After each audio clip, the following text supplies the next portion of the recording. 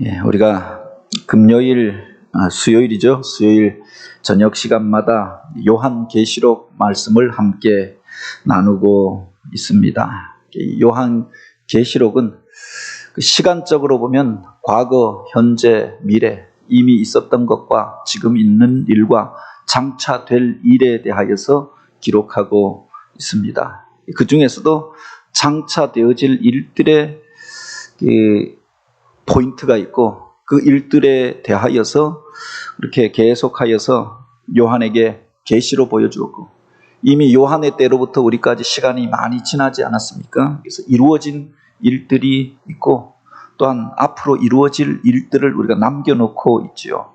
이 요한 계시록을 이해할 때 이 과거, 현재, 미래를 구분하여 보는 것, 그리고 지금 우리가 어느 순간에 서 있는가, 이것을 이해하는 것이 필요하고, 또 하나는 이 이중적인 배경을 이해하는 것이 필요합니다. 마치 보면은 무슨 세상에서 재앙이 일어나고 박해가 있고 순교당한 이들의 그 탄원이 있고 그런 얘기가 기록되어 있다가, 또 하늘에 찬양이 있고 구원받은 자들이 그 앞에 나와서 신원 있고 그 구원하심이 하나님 아버지와 보좌와 또 어린 양에게 있도다 찬양하는 것들을 보았다라고 하는 말이 이렇게 반복되어져서 기록되어져 있습니다. 이 중충적인 구조를 이해하는 것이 필요하다라고 하는 겁니다. 어떤 이야기들은 땅에서 벌어질 일들을 지금 기록하고 있는 겁니다. 또 반면에 그때 하늘에 있는 것들을 바라보라, 그래서 하늘에서 일어날 사건들에 대하여서 또 같이 기록하고 있는 거죠. 요한이 박해의 시대 가운데 밤모섬에 유배되어져 있잖아요. 세상을 보면은 암담하고 소망이 없고 낙심할 수밖에 없고 또 육신의 그 고통 가운데 거하고 있지 않았습니까? 근데 그게 전부가 아니라 하나님께서 하늘의 것들을 보라, 하늘의 문을 열어주셨다고 합니다. 구조를 쭉 이해해 보면 그렇습니다. 이 1장은 그가 이 계시의 말씀을 듣고 기록하게 된 배경을 기록하고 있고, 이 2장과 3장에 보면 당시에 존재하던 교회들을 향하여 주시는 하나님의 말씀을 기록하고 있지요. 이 땅에 존재하는 교회가 다 온전하지 못하고 그 교회들을 바라보게 될 때 우리가 실망할 일들이 얼마나 많이 있습니까? 복음의 본질을 떠난 이들도 있고, 또 살아있다 하나 죽어서 세상의 것들을 쫓아가는 이들도 있고, 미혹에 빠져서 거짓된 자들을 허용하여서 잘못된 진리 가운데 거하는 이들도 있더라. 교회에 대하여서 진단을 합니다. 그리고 하나님이 주님께서 주시는 말씀을 기록하고 있죠. 그런데 그게 전부가 아니라 너희가 눈을 들어서, 그래서 세상의 교회들은 실망할 것들밖에 없지만 하늘의 것들을 바라보라. 하늘의 온전한 교회, 그 보좌에 앉으신 주님, 그리고 그곳에서 하나님을 찬양하는 바로 성도들의 모습을, 하늘에서의 예배를 바로 그에게 보여주셨던 겁니다. 그게 4장과 5장이죠. 6장에 보면은 이제 이 땅 가운데서 벌어질 그 역사의 순간순간마다 벌어지게 될 사건들에 대하여서 알게 하여 주십니다. 이게 7인 아닙니까? 7 복린이 불려질 때마다 이런 일들이 있을 것이다. 세상에서 벌어질 일들입니다. 근데 그게 전부가 아니라 그때 그 속에서 하나님의 은혜를 입고 구원함을 얻은 자들이 부르게 될 찬양에 대하여서, 그들이 입게 될 그 영광에 대하여서 7장에 기록하고 있다. 뿐만 아니라 마지막 때에 벌어질 7가지 나팔에 대하여서 기록하고 있습니다. 이런 나팔 소리가 울려 퍼지면 세상의 마지막이 온 줄 알라고 가르쳐주고 있습니다. 그러나 그 마지막 때에 환난도 있고 그것 때문에 순교당하는 이들도 있고 어려운 일들이 있을 것이지만 성도들이 기억해야 할 하나님이 주셨던 메시지, 바로 그 작은 책을, 작은 두루마리를 받으라. 그리고 너희에게 주어진 그 증인으로서의 사명을 감당하라. 그들에게 주실 하나님의 영광에 대하여서 같이 기록하고 있다고 하는 겁니다. 11장에서부터 13장까지는 그 역사 과정 속에서 있는 영적인 싸움에 대하여서 기록하고 있습니다. 용으로부터 시작되어져서, 마귀 사단으로부터 시작되어져서 거짓 선지자들이 일어나고 적 그리스도가 일어나게 될 그 역사의 과정 속에 마지막에 일어날 일들에 대하여서 기록하고 있죠. 그때 믿음을 지킨 자들이 영원한 천국에 이르러서 하나님의 영광을 찬양하게 될 것을 14장에 기록하고 있다고 합니다. 그리고 15장에서부터 18장까지는 그야말로 세상의 마지막에 이 땅 가운데 임하게 될 7 대접의 재앙에 대해서 기록하고 있고, 그 마지막에 바로 바벨론의 멸망에 대하여, 세속 도시의 멸망에 대하여, 인간 문명의 멸망에 대하여서 기록하고 있습니다. 그래서 우리가 세상의 것들 바라보며 탄식하는 것이 아니라 그것을 통하여서 그때 이 땅 가운데 재앙이 임할 그때, 세상의 악한 것들이 제하여질 그때 주님께서 이 땅 가운데 다시금 오게 될 것이다. 주님의 재림에 대하여서 기록하고, 주님께서 오심으로 이 땅 가운데서 그렇게 이루어질 천년 왕국과 새하늘 새 땅에 대하여서 19장과 20장은 기록하고 있는 겁니다. 주님께서 오셔서 사람을 미혹하던 이들, 그 세상 가운데서 악한 일들을 만들어내는 용과 또 그 적 그리스도와 거짓 선지자들을 그렇게 심판하게 될 것이고, 그리고 이 땅 가운데서 믿음의 사람들이 주님과 함께 이 땅 가운데서 영원한 생명을 누리며 거하게 될 그 날에 대하여서 기록하고 있는 거죠. 요한계시록이 가지고 있는 이런 서사적인 구조, 흘러가는 역사가 시간에 따라서 흘러가는 구조와 함께 이중적인 구조들을 우리가 이해하면서 성경을 읽어야 한다. 이것은 우리가 살아가는 현실과도 그렇게 마찬가지다라고 합니다. 세상 바라보면 실망한 일들 투성이가 아닙니까? 전염병이 창궐하고 홍수가 나고 재앙의 소식들이 들려져 오고 국가 간의 민족 간에 점점 분쟁이 심하여져 갑니다. 사람이 어떻게 우리가 기대를 가지고 그렇게 우리가 지지하였던 어떤 사람들이 또 실망하는 모습들을 보게 되어지죠. 세상 바라보면 우리가 실망할 일들밖에 없지만 믿음의 성도들이 바라보아야 할 것이 무엇이냐? 하늘의 것들을 바라보고 그 속에서 하나님이 행하시는 일들을 보라. 그리고 이제 21장에 보면은 바로 그 역사의 마지막에 이루어질 새하늘과 새 땅에 대한 이야기를 기록하고 있는 겁니다. 19장부터 그 이야기를 우리가 한번 쭉 다시 한번 생각해 볼 필요가 있는데, 주님께서 이 땅 가운데 다시 오실 때 그때 어린 양의 혼인잔치가 베풀어지게 될 것이다. 그 자리에 참여하는 자들이 복된 자임을 이야기합니다. 이 땅 가운데 오실 그 주님께서 권세를 가지고 바로 이 세상을 심판하실 터인데, 만왕의 왕으로 만주의 주로 오실 터인데, 그때 이 땅 가운데서 미혹하던 마귀 사단과 적 그리스도와 또 거짓 선지자들이 심판을 당하게 되고, 그 배후에서 악한 일들을 행하던 그 옛 뱀이요 마귀 사단이 무저갱에 던져지게 될 것이다. 그리고 이제 우리 성도들과 함께, 믿음을 지켰던 그 성도들과 함께 이 땅 가운데에서 바로 주님이 다스리시는 그 나라가 이루어지게 될 것인데, 바로 그들이 거짓 선지자들을 쫓아가지 아니하였던 그들이, 또 예수의 말씀과 또 그 믿음으로 인하여서 고난당하였던 그들이, 우상 앞에 절하지 아니하고 그들의 거짓된 표를 받지 아니하였던 그들이 그리스도와 더불어 왕노릇하는 그때가 오게 될 것이다. 이것을 천년 왕국이라고 이야기하고, 거짓된 것들을 쫓아갔던 이들은 심판에 처하게 될 것을 바로 20장에서 이야기하고 있지요. 지난주에 그 그림을 통하여서 종말론에 대한 여러 가지 견해들을 소개하였습니다.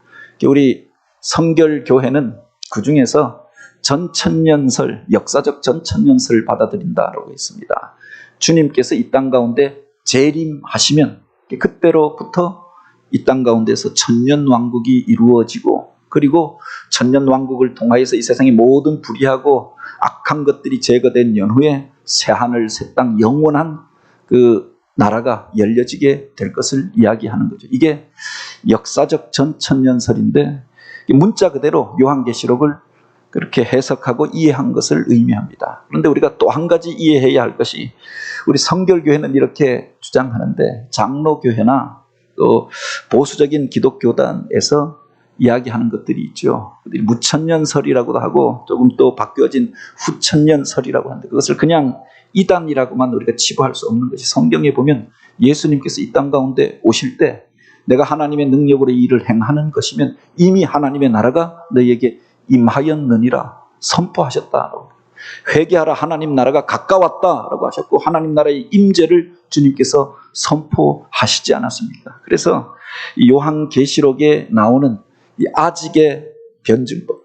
주님께서 아직 오시지 아니하였고 지금을 살아가는 성도들이 재림하실 주님을 기다리는 그 신앙, 이것이 오늘 우리들 속에 있어야 하지요. 그러나 또한 그것이 우리들 속에서 영원히 죽어봐야 체험되어지고 그날이 와야 체험되어지는 것이 아니라 예수를 믿고 영접하는 순간 이미 사망에서 생명으로 옮겨졌고 우리들 안에서 하나님 나라가 이루어졌고 믿음의 공동체 속에서 체험할 수 있는 것이다. 그래서 이 천년왕국이라고 하는 것, 그리고 하나님의 영원한 나라라고 하는 것은 이미와 아직의 변증법으로 이해하는 것들이 필요하다는 거죠. 어떤 사람들은 이미 천년왕국이 역사 속에서 이루어져 가고 있다라고 말하는 사람들이 있는 겁니다. 우리는 문자적으로 보았을 때 요한계시록의 해석법대로 하면 아직 이루어지지 않았잖아요. 그날을 기다리고 있지 않습니까? 그래서 우리 믿음을 지키고 또 우상 앞에 절하지 않으려고 하고 세상의 거짓된 것들을 쫓아가지 아니하려고 말씀을 읽고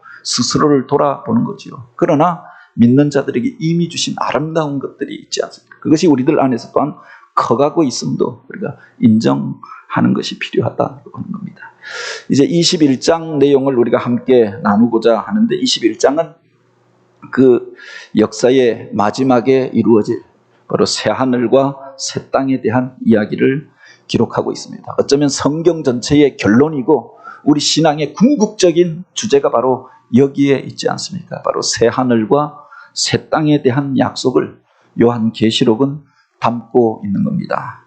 이 앞에 보면은 주님께서 이 땅 가운데 오셔서 바로 이제 먼저 죽었던 성도들, 순교당하였던 이들이 다시금 일어나게 되고 그들과 함께 바로 이 땅 가운데서 다스리시는 그 영광의 나라가 임재하게 될 것이다. 마귀 사단이 무저갱에 던져지게 될 것이다 라고 하였는데, 그리고 이제 내가 보니 새 하늘과 새 땅이 열리고 처음 하늘과 처음 땅이 없어졌고 바다도 다시 있지 않더라.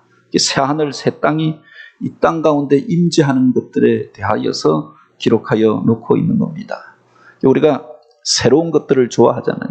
차를 타도 계속 똑같은 모델을 내어놓으면 사람들이 한 3년, 4년 지나면 실증을 낸다고 합니다. 그래서 그 새로운 모델이 나오는 주기가 한 5년, 과거에는 한 10년 되다가 요사이는 한 5년, 요사이는 사람들이 실증을 금방 느껴서 그 모델이 한 2년 단위로 그렇게 그 모델 모양을 바꾸어 간다라고 이야기해요. 새 것을 좋아합니다.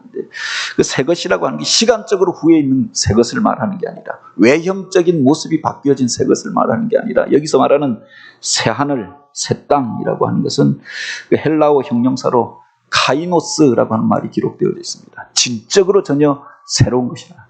과거에 이 땅과 저 하늘이라고 하는 것은 사람들의 그 타락으로 인하여서 더럽혀지지 않았습니까? 하나님의 영광이 떠나간 것 같은 현실이 되어지고 그래서 재난이 이어지고 땅이 오염되어지고 하늘도 공해로 인하여 찌들어지고 그래서 세상 가운데 이런저런 비참한 일들이 벌어지게 되어집니다. 마귀 사단이 권세를 잡고 이 세상을 지배하면서 그 전쟁의 포연으로 가득하고 인간의 탐욕으로 인하여서 세상에 온갖 쓰레기와 더러운 것들로 가득한 곳이 되어져 버리고 있지 않습니까? 바람직한 관계가 깨어져 버리고 그 속에서 악과 비참이 또 바이러스와 병균이 온갖 전염병이 창궐하는 세상이 되어졌다.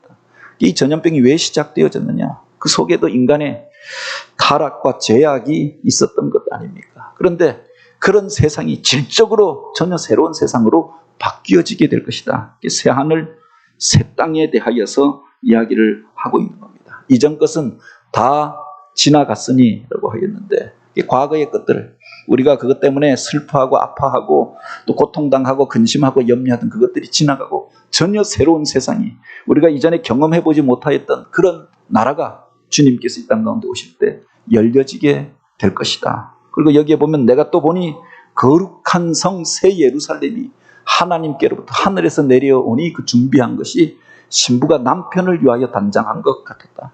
특별히 그 속에서 앞에 바빌론의 멸망에 대하여서 이야기하였습니다. 이 세상을 향한 심판에 대해서 이야기하면서 그 악한 것들의 본거지가 되어졌던 바빌론이 바로 하늘에서 내려온 불로 인하여 그 심판으로 인하여서 멸망하게 될 것. 그래서 무너졌도다 무너졌도다 바빌론이여라고 이야기하는데 세상의 도시가 무너지고 거룩한 성 새 예루살렘이 하늘로부터 이 땅 가운데 임하게 될 것이다 라고 했습니다. 이 예루살렘이 중요한 것은 그곳에 하나님을 예배하던 성전이 있었기 때문이 아닙니까? 그래서 이스라엘 백성들이 평상시에 흩어져 있다가 절기가 되어지면은 예루살렘을 향하여 올라갑니다. 그곳에서 흩어져 있었던 백성들이 함께하여서 하나님 앞에 예배하고 하나님을 찬양하고 하나님의 임재와 하나님의 놀라운 축복을 받아 누리게 되어졌던 것 아닙니까?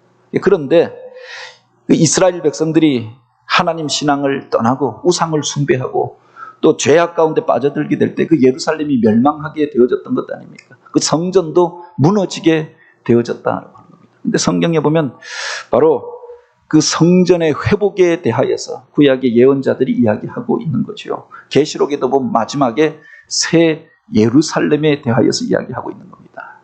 그 예루살렘 성전의 회복을 위하여서 오늘도 그 이스라엘 사람들이 아랍 사람들과 끊임없이 싸우고 있죠. 아랍 사람들에게도 그 예루살렘은 성지였던 겁니다. 마호멧이 그곳에 와서 마지막에 그들의 전설에 의하면은 예루살렘에서 기도하다가 승천하여서 하늘로 올라갔다. 그래서 이슬람에도 3대 성지 중에 하나인 겁니다. 절대 빼앗길 수 없는 땅이라고 이야기하는 겁니다. 그런데 우리 주님께서도 그곳에서 승천하셨고 또 그곳에 유대인들에게 있어서는 과거 그 솔로몬의 성전이 있었고 또 온 백성들이 함께 나와서 그곳에서 하나님을 예배하고 찬양하고 내가 이곳에서 너희를 만나주리라 약속하였던 곳이 아닙니까? 그래서 그 성전을 회복하고자 끊임없이 세계의 화약고가 되어져 있는 곳이 예루살렘이 되어졌다. 지금도 저들이 위에서 그 작전만 내리면 올라가서 이슬람의 모스크를 부수고 그곳에 순식간에 그 성전을 재건할 수 있다. 그걸 준비하여 놓고 있다라고 하죠. 그런데 그것이 어떻게 작용할지 몰라서 그것이 아마 폭발이 일어나지 않겠습니까? 이슬람 사람들이 그 수십억의 또 인구가 여기에 대하여서 자기 성지를 파괴하고 바로 그 유대교도들이 이슬람 사람들이 그곳에 올라왔다고 하면은 목숨 걸고 그 자살 폭탄 테러라도 행하지 않겠는가. 그래서 세계에서 이것을 제어하고 있잖아요. 금을 그어놓고 그래서 여기는 기독교인들이 사는 구역, 여기는 유대인들이 사는 구역, 여기는 그렇게 그 이슬람 사람들이 사는 구역을 예루살렘 보면 나누어 놓았거든요. 이것이 화약고가 되어지고 있는데 과연 과거에 그들이 만들어 놓았던 그 성전을 재건하는 것, 그래서 솔로몬 때처럼 그 성전이 유대인들로 가득 차게 되어진 것, 그것을 바로 회복이라고 말할 수 있겠는가라고 하는 겁니다. 여기서 말하는 것은 새 예루살렘이 하늘로부터 이 땅 가운데 내려온다라고 하겠습니다. 하나님의 거룩한 도시가 하나님의 백성들이 거할 그 거룩한 성이 이 땅 가운데 임재할 것을 이야기하고 있는 거죠. 그것이 사람이 만든 것이 아니라 군사작전 하듯이 특공대를 보내어서 그곳에 예배하고 있었던, 그곳에서 모슬림 앞에서 기도하고 있었던 그 이슬람 사람들 다 총으로 쏴 죽이고 그렇게 인종청소를 해버리고 그렇게 세우는 성전이 아니라 하나님께서 하늘로부터 바로 거룩한 성 예루살렘을 이 땅 가운데 보내어 주실 때 위로부터 내려오는 것을 이야기하고 있는 거죠. 성경에 보면은 새 하늘과 새 땅도 그러하고 새 예루살렘도 그러하고 주님의 임재하심도 바로 그러한 것들을 보게 됩니다. 위로부터 하늘로부터 바로 우리 가운데 임재하시는 주님에 대하여 이 땅 가운데 임재하는 새 예루살렘에 대하여 이야기하고 있는 겁니다. 우리가 보통 천국이라고 생각하면 죽어서 가는 곳이라고 생각하지요. 그런데 성경에 보면은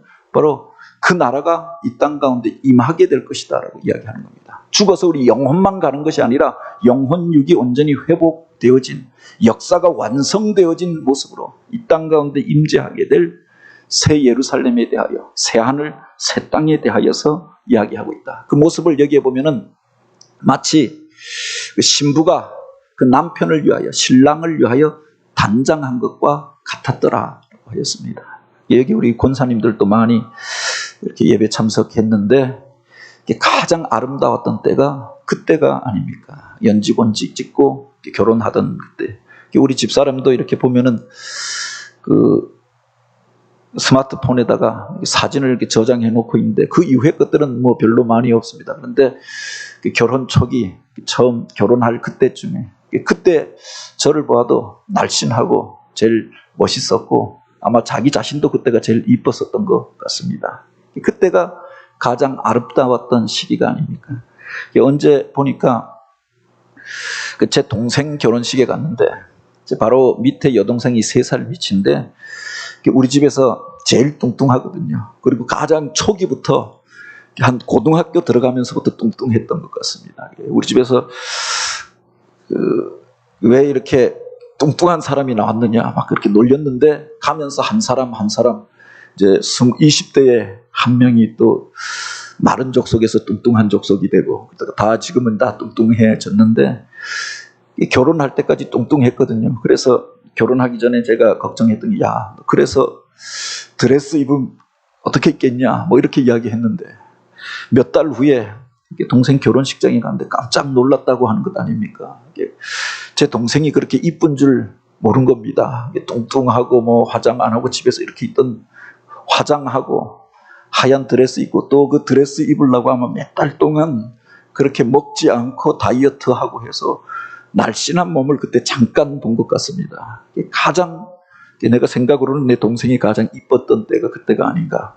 근데 사람이 이 여자가 살면서 가장 아름다운 때가 그때가 아닙니까? 그런데 그 새 예루살렘의 임재의 모습에 대하여서 기록하면서 그 준비한 것이 신부가 남편을 위하여 단장한 것 같았더라. 세상에 많은 도시들이 있지요. 그 이면을 들여다보면은 더러운 것들이 있고 또 그렇게 추하고 온전치 못한 모습들이 있잖아요. 그런데 가장 아름다운 모습으로 단장되어진 바로 그 예루살렘의 모습에 대하여 하늘로부터 임재하시는 그 영광스러운 그 나라에 대하여서 기록하고 있는 거죠. 그것이 바로 이 땅에서부터 어떤 사람이 만든 것이 아니라 하늘로부터 하나님의 은혜로 하나님의 권능으로 이 땅 가운데 임재하게 될 것을 약속하여 주고 있는 겁니다.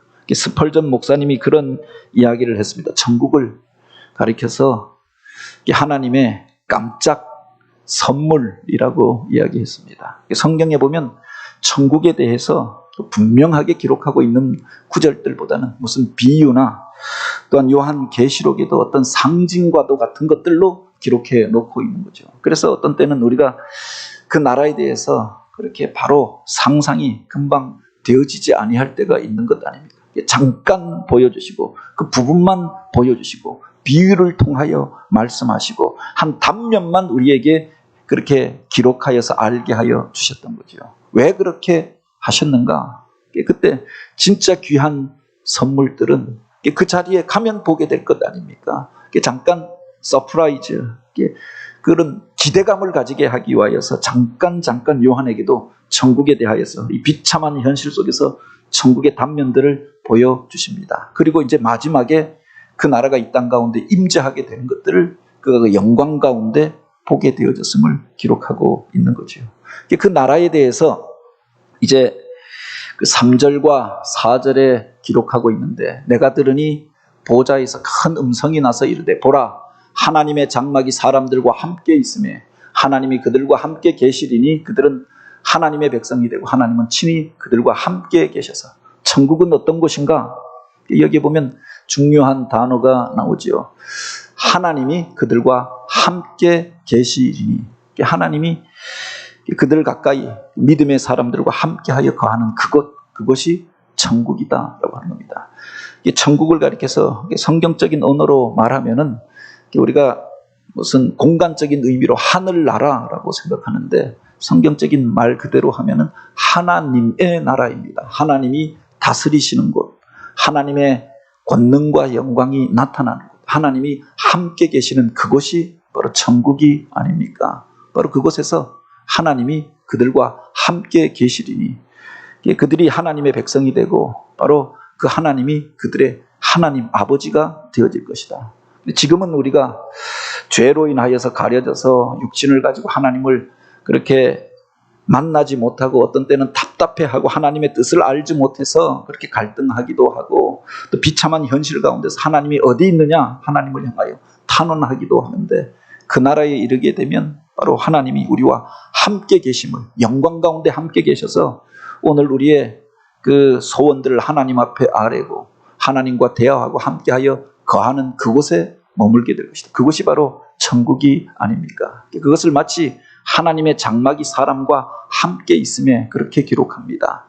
이스라엘 백성들 가운데 하나님 나라의 모형에 대하여서 보여주면서 광야 가운데서 그들에게 성막을 만들게 하였던 것 아닙니까? 그 장막을 만들어서 그 안에 하나님의 임재를 상징하는 언약궤를 모시게 하였고, 그들이 정착할 때는 그 이스라엘 12지파의 가장 중심에 바로 성막을 세우고 그 동서남북으로 네 지파가 모여서 그곳에 장막을 치고 언제든지 바로 그 성막 앞에 나와서 기도하고 예배할 수 있도록, 그곳에서 올라가는 그 연기를 바라보면서 하나님 앞에 기도할 수 있도록, 그리고 그 위에 머물러 있는 쉐키나의 구름을 바라보면서 하나님이 우리와 함께하고 계심을 그들이 깨달을 수 있도록 그 광야길 가운데서 그들을 훈련시켜 주셨던 거지요. 이런 전통들이 서구 그 도시를 건설할 때 보통 그렇게 기독교인들이 가서 믿음의 사람들이 정착하게 될 때 도시를 계획하면서 가장 도시의 중심에 교회를 세웠던 겁니다. 그리고 방사선의 형태로 동서남북으로 성도들이 모여서 살면서 언제든 어디서든 바로 그 십자가가 보이게 하였고, 그리고 힘들고 어려울 때마다 주의 전에 나와 기도하게 하였고, 또 거룩한 주일이 되어지면 그들이 함께 모여서 그곳에서 예배하도록 하였다. 이게 유럽의 중요 도시들이 그런 모습으로 건설되어졌고, 미국에서 새로운 도시가 건설될 때도 그렇게 도시계획이 진행되어졌다고 합니다. 우리가 요사이 들어서 무슨 성시화 운동을 하기도 하는데 그 가장 이상적인 모습이 바로 여기에 있지 않습니까? 그 교회가 그 성도들의 삶의 중심에 있고 하나님이 함께 하심을 날마다 체험하는 삶을 살아가는 것, 그것이 천국이 아니겠는가? 세상을 살아갈 때 우리들 가운데 슬픔이 있습니다. 안타까운 일들이 있습니다. 비참한 일들이 있습니다. 그런데 그 주님께서 함께 하심으로 그들의 눈에서 눈물을 닦아주시고 다시는 사망이 없고 애통하는 것이나 곡하는 것이나 아픈 것이 다시 있지 아니하리니 처음 것들이 다 지나갔음이러라. 주님께서 임재하시고 새하늘 새 땅이 열려지고 우리가 새 예루살렘 가운데 거하게 될 때 그곳에서의 삶에 대하여서 그렇게 기록하여 놓고 있는 거죠. 이전에 우리가 이 땅에서 겪던 일들, 세상 가운데서 사람 때문에 서운해서 울기도 하고 아파서 울기도 하고 슬퍼서 울기도 하잖아요. 또 사망으로 인하여서 사람들이 두려워하고 그래서 이별의 아픔을 느끼고 애통해하기도 합니다. 곡하는 것들이 있고 또 그 속에서 병들어 약하여져서 고통당하는 일들이 있죠. 이 처음 것들이 우리가 세상 가운데서 겪던 이 모든 것들이 다 지나갔음이러라. 그 모든 눈물을 그 눈에서 닦아주시니 다시는 사망이 없고 애통하는 것이나 곡하는 것이나 아픈 것이 다시 있지 아니하리라. 그것이 하나님의 나라임을 이야기하죠. 제가 전에 있던 교회에서 한 집사님이 그런 이야기를 하는 겁니다. 교회 와서 매일 울면서 기도하고 남편이 그렇게 속을 새기는데 나중에 또 그러다가 저랑 나이가 비슷했는데 또 결국은 암에 걸려서 남편이 먼저 죽은 겁니다. 근데 그 장례식장에서도 그렇게 울면서 그렇게 결혼하고는 한평생 하루도 울지 않았던 눈물 흘리지 않았던 날이 없었는데 또 가는 것까지 그렇게 이제 살려주시면 이제 그래서 회복되어져서 주님 섬기고 그렇게 약속했는데 그것까지 지키지 않고 갔다고 그래서 안타까워하는 겁니다. 결혼하면서부터 부잣집에 결혼하게 됐다고 남들이 다 부러워하고 남편이 잘생겼다고 남들이 다 부러워하고 했는데 결혼하고 보니까 남편이 귀하게만 자라서 이렇게 저렇게 사고를 치는데 많던 재산 다 날려버리고 사업이 부도고 나서 남편은 도망가 버리고 그래서 어디로 가야 할지 빚쟁이들이 집에 찾아와서 난리를 치고 도망다니고 그래서 주문진까지 와서 살다가 또 그래서 남편이 돌아왔는데 병들어 돌아와서 죽고 나니까 또 빚을 남기고 간 겁니다. 그래서 한평생 그 남자 만나서 행복하리라 생각하고 그렇게 결혼했는데 고생만 하고 날마다 울다가 그렇게 남편을 떠나 보낸 겁니다. 그런데 이 세상 속에 정도의 차이가 있지만 우리들의 삶 가운데 이런 것들이 있지 않습니까? 어떤 사람에게 기대를 걸었지만 실망하게 되어지고, 건강하게 살기를 원하지만 우리들 가운데, 이 육체 가운데 끊임없이 여기저기 문제가 생기잖아요. 이 땅 가운데서 평화의 세상이 이루어지기를 원하고, 어떤 정치인에게 기대를 걸기도 하고, 그 사람이 그렇게 되면은 잘 될 것이라 생각했는데, 여전히 이전에 있었던 문제가 오늘날 다시금 있고, 이런 것들을 보면서 우리가 실망하게 되고 낙심하게 되는 것 아닙니까? 이 땅 가운데 애통하며 곡하며 슬퍼하는 일들로 그렇게 지새우면서 여기까지 살아왔잖아요. 그런데 주님께서 이 땅 가운데 오시게 될 때, 그 새하늘 새 땅에서는, 주님이 다스리시는 그 나라에서는 이 모든 것들이 지나가게 될 것이다. 하나님의 나라에 대하여, 그곳에서의 회복과 치유에 대하여, 또 영원한 복에 대하여서 이야기하죠. 누가 그 나라를 이 땅 가운데 가능하게 할 것인가? 5절에 보면 그렇게 기록하고 있습니다. 보좌에 앉으신 이가 이르시되 보라 내가 만물을 새롭게 하노라 하시고, 또 이르시되 이 말은 신실하고 참되니 기록하라 하셨다라고 하였습니다.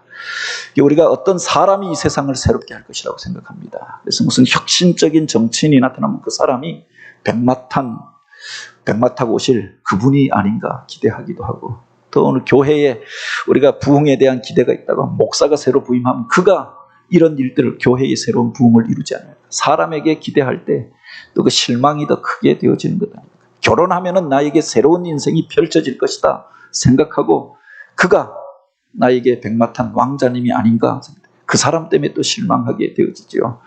세상의 것들로 근본적으로 이 세상을 바꾸고 사람을 바꾸고 우리 운명을 바꿀 수 있는 것은 아무것도 없다라고 하는 겁니다. 중요한 것은 이 역사의 주관자이신, 생명의 주인 되신 주님께서만이 이 만물을 새롭게 하실 수 있는 분이지요. 그분이 어떻게 이 세상을 새롭게 하시느냐? 이 말은 신실하고 참되니 기록하라 하시고, 그 말씀을 통하여서 사람을 변화시키고 하나님의 새 일들을 이렇게 이루어 주셨다라고 합니다. 그래서 앞에 보면은 요한에게 비전을 보여주시고 이것을 기록하라라고 말씀하십니다. 그리고 뿐만 아니라 그 7 나팔이 울려 퍼지는 그때 그 천사가 내려와서 바로 그에게 작은 책을 주면서 내가 이 말씀을, 이 기록된 말씀을 먹으라라고 이야기하죠. 그 말씀이 그대로 이루어질 것이기 때문에 그 말씀을 기억하고 신비에 새기고 지켜 행하는 게 중요하다라고 합니다. 마지막 때에 되어질 일들을 가르쳐 주시고, 이 말씀은 신실하고 참되니 기록하라라고 말씀하십니다. 누가 이 역사를 새롭게 할 것인가? 바로 보좌에 앉으신 그분, 우리 주님께서 이 역사를 새롭게 하시고 우리 운명을 새롭게 하실 수 있다. 다른 엉뚱한 것들을 쫓아가지 말라라고 말씀하시는 것 아닙니까? 그가 내게 말씀하시되 이루었도다. 나는 알파와 오메가의 처음과 마지막이라. 내가 생명수 샘물로 목마른 자들에게 값없이 주리라 라고 하였습니다. 이 이루었도다 라고 하는 말이 어디에 등장하느냐? 주님께서 십자가 위에서 우리들의 죄를 짊어지시고 고난당하시고 마지막 숨이 그렇게 끊어지시기 전에 다 이루었다. 테텔레스타이라고 하였는데, 여기에 그 주님께서 나타나셔서 주셨던 말씀이 이루었도다라고 말씀하시는 겁니다. 그분 안에서 우리가 죄 사함을 받고 역사가 이루어지고 완성되어지고 우리가 구원함을 얻게 될 것을 선언하고 있는 거죠. 그분이 누구신가? 나는 알파와 오메가요, 처음과 나중이라. 하나님께서 천지 만물을 만드실 때 말씀으로 하나님과 함께 하시고, 태초에 말씀이 계십니다. 그 말씀이 하나님과 함께 계셨고 라고 하지 않았습니까? 바로 그 처음부터 계셨고 역사의 마지막에 오실 분이요, 알파와 오메가가 되시는 분이다. 그분이 당신을 사모하는 자들에게, 목말라 하며 그 은혜를 사모하는 자들에게 생명수 샘물을 부어주리. 그 안에서 우리가 영생을 얻고 바로 영원한 천국에 거하게 되는 줄 믿으시기 바랍니다. 어떤 이들이 천국에 들어가고 어떤 이들이 그 영생을 누리며 살 것인가? 이기는 자는 이것을 상속으로 받으리라. 이 땅 가운데 수많은 영적 싸움이 있잖아요. 미혹하는 것들이 있지 않습니까? 요한계시록을 기록한 이유도 바로 여기에 있지 않습니까? 교회 안에 미혹하는 이들이 들어와서 복음의 본질을 변질시켜 놓았습니다. 복음이 아닌 다른 것들을 쫓아가는 이들도 있었습니다. 역사의 과정 속에 미혹하는 일들이 있었고 적 그리스도가 일어나게 될 것이고 거짓 선지자들이 일어나게 될 것이다. 반복하여 이야기하지 않습니까? 뿐만 아니라 이 땅 가운데서 권세를 잡은 자들이 공중 권세를 잡은 마귀 사단을 통하여서 이 땅을 통치하게 된 이들이 믿는 자들을 박해하고 핍박하고 그래서 그것으로 인하여서 고난당하고 환난당하고 순교의 죽음을 당하는 일들도 있을 것이다. 이것을 기록하고 있는 거죠. 이런 영적 싸움, 시험을 이긴 자들이 바로 그 천국을 상속받게 될 것이고 그 영원한 나라에 들어가게 될 것이고 내가 그들의 하나님이 될 것이고 그들이 나의 아들이라 일컬음을 받게 되리라. 그렇죠. 마지막 때가 되어지면 그 전쟁이 점점 더 노골화되어지고 치열하게 나타날 것입니다. 그렇게 이야기하잖아요. 6.25 전쟁 때 언제 가장 많은 학살이 일어났느냐. 북에서 인민군이 내려와서 그 땅을 처음 통치할 때는 그래도 그들에게 노래 가르치고 김일성 장군에 대하여 우상화에 대하여서 가르치고 회유책을 쓰잖아요. 그러다가 인천 상륙작전이 일어나고 전세가 분리하여지고 그들이 패하여서 도망하게 될 때 그때 그들이 마지막 때가 되어지니까 그들 가운데서 나름대로 회색 분자라고 생각해요. 나중에라도 그들이 국군이 올라오게 되어지면은 그들에게 동조하여서 바로 그렇게 자기들에게 협력했던 사람들을 향하여 고발하게 될 것이다. 그런 사람들을 차출해서 죽여버렸던 거다. 그때 비참한 일들이 일어나게 되어졌던 거죠. 여기 역사의 과정 속에 평화의 시기가 있습니다. 무엇이 선인지 무엇이 악인지 드러나지 않을 때가 있습니다. 근데 마지막 때가 되어지면 이것이 노골적으로 드러나게 될 것이고 영적 싸움이 치열하게 될 것이고 믿음으로 인하여서 박해받는 일들이 또 죽음당하는 일까지 일어나게 될 것을 이야기하고 있는 거죠. 그때 믿음으로 이 모든 시험을 이긴 자들 그리고 그 믿음을 지킨 자들이 구원함을 얻을 것을 약속하고 있는 거지요. 여기에 보면 두 나라가 그때 구분되어질 것을 이야기합니다. 두려워하는 자들과 믿지 아니하는 자들과 흉악한 자들과 살인자들과 음행하는 자들과 점술가들과 우상 숭배하는 자들과 거짓말하는 모든 자는 불과 유황으로 타는 못에 던져지리니 이것이 둘째 사망이라. 육신이 죽는 게 문제가 아니라 하나님 앞에서 우리 주님 앞에서 심판을 당하여서 영원한 사망 가운데 처하게 될 그것에 대하여서 이야기하였던 것 아닙니까? 어떤 이들이 영원한 사망 가운데 심판 가운데 처하게 될 것인가?